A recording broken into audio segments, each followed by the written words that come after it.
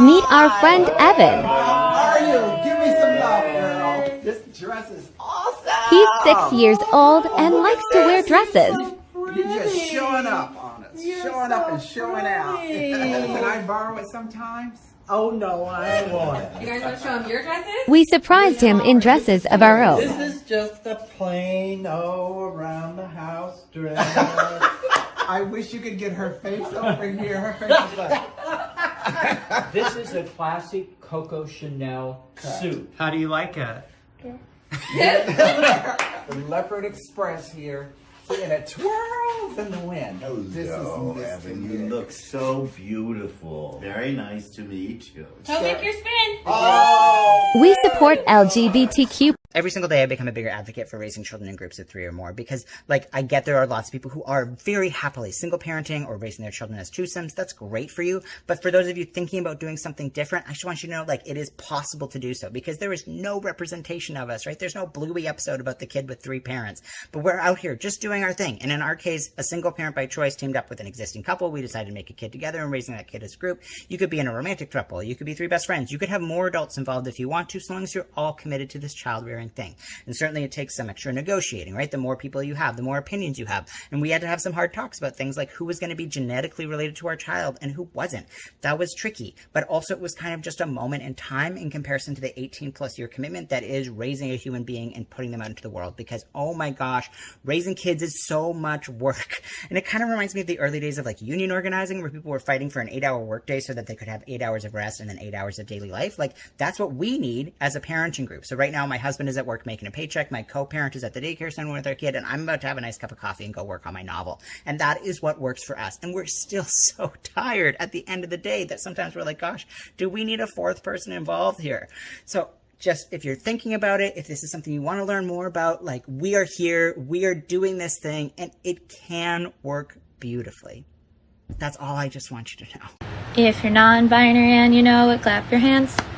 If you're non-binary but you're actually gender fluid but you don't want to explain to people that your pronouns change regularly because your gender is that freaking fluid and you don't really care either way what pronouns people use except for certain days where you feel super masc or super femme or super androgynous, but you also don't want to bother people with having them try to remember what pronouns you are for certain days, and even you don't really know most of the days, so you just sit there like sure, whatever you want to reference me as.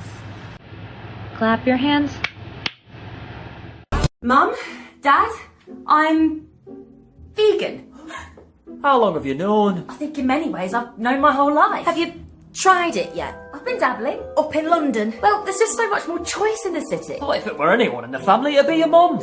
Are you sure it's not just a phase? No, Dad. I did have my suspicions. As a child, you were always asking for extra peas. Explains why plant-based news kept appearing on family computer search history. Oh my God, Christmas Day! What's your nan gonna say? Nan won't care. She does like eating veggie when Grandad's away. Are you saying you're never gonna eat a pig in a blanket ever again? It's fine. I'll just have to make sure the Prosecco's vegan. Actually, I'm doing a sober Christmas this year. Merry day! Wow! Today is all about celebrating who you are and knowing that it's okay to be you and that there's no right or wrong way to live or be non-binary. If you say you're non-binary, then you're non-binary, kid. And your amazing self is more than enough.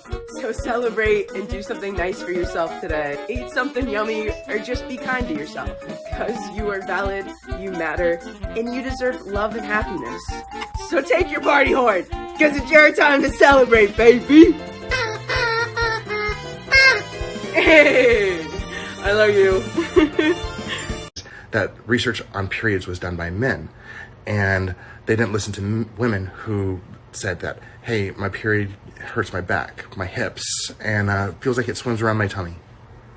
Now, periods affect the smooth line muscle inside of your abdomen. Your intestines are smooth line muscles. Some women, like myself, don't experience the smooth line muscle type periods. I get mine in my hips and my lower back. However, I have trans women in my life who are very close to me who do get the smooth line muscle type. If you're really an ally, go do research. Realize that the reason why you feel this way is because you've been lied to.